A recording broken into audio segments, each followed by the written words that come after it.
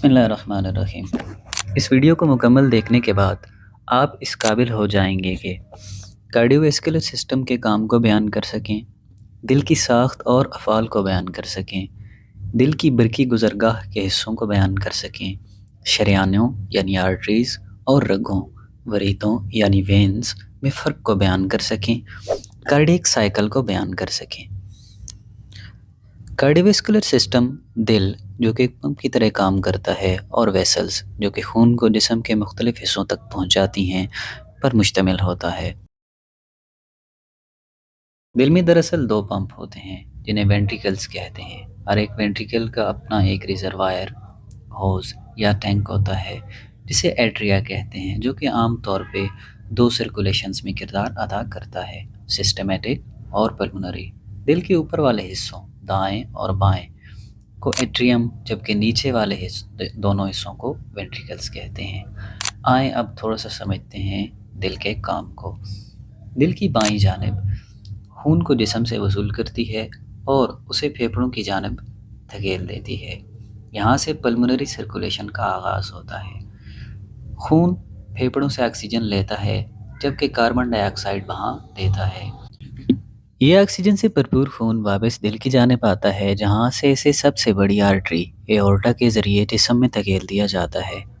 دل سے oxygenated blood کے نکلنے اور واپس دل تک آنے کو سسٹمیٹک سرکولیشن کہتے ہیں، جہاں سے یہ دوبارہ پھیپھڑوں میں داخل ہو جاتا ہے۔ اسی طریقے سے یہ دونوں پمپ باری باری ایک ہی سمت میں کام کرتے رہتے ہیں۔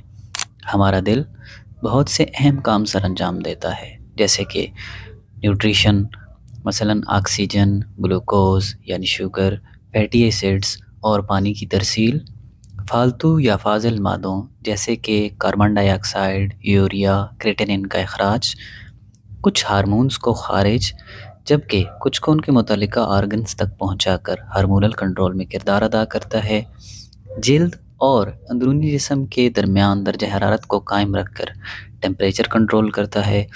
پینائل اریکشن اور ماں کے پیٹ کے اندر بچے کو خوراک پہنچا کر ریپروڈکشن میں کردار ادا کرتا ہے۔ اگر دل کے کام کے ساتھ اس کا موازنہ کیا جائے تو یہ بہت چھوٹا ہوتا ہے، تقریباً آپ کی ایک مٹھی جتنا۔ دل میڈیاسٹینم کے اندر ہوتا ہے، تھوریسک کیوٹی میں وہ جگہ جو سٹرنم سے لے کر ورٹیبرل کالم تک جاتی ہے اور دونوں پھیپھڑوں کے درمیان ہوتی ہے۔ دل 3 میں سے 2 حصوں کے برابر جسم کی بائیں جانب ہوتا ہے۔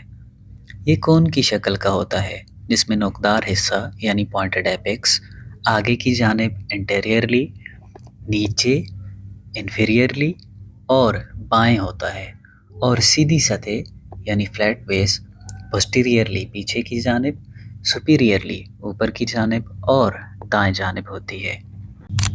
یہ ایک ریشہ دار تھیلی یا چلی فائبرس سیک ہوتا ہے جس نے دل کو گھیر رکھا ہوتا ہے۔ دل کو حفاظت مہیا کرنے کے ساتھ ساتھ اسے میڈیاسٹینم میں فکس بھی رکھتا ہے، لیکن وگرس کانٹریکشن یعنی زوردار سکڑاؤ کی اجازت دیتا ہے، جو کہ سسٹمیٹک اور پلمونری سرکولیشن کے لیے ضروری ہوتا ہے۔ بیرونی فائبرس تہ جسے پیریٹل لیئر کہتے ہیں یہ فکس ہوتی ہے، جبکہ اندرونی ویزرل لیئر جسے ایپیکارڈیم کہتے ہیں اس نے دل کو گھیرا ہوا ہوتا ہے۔ دل کی جلد یا دیواریں 3 تہوں پر مشتمل ہوتی ہیں۔ ایپیکارڈیم یہ سب سے بیرونی تہ ہوتی ہے، اسے پیریکارڈیم کی اندرونی جھلی یعنی ویزرل لیئر بھی کہتے ہیں۔ مایوکارڈیم یہ دل کے مسلز کہلاتے ہیں جو کہ دل کے حجم پر مشتمل ہوتے ہیں اور پمپنگ ایکشن کے ذمہ دار ہوتے ہیں، جس کے ذریعے خون کو جسم میں حرکت دی جاتی ہے۔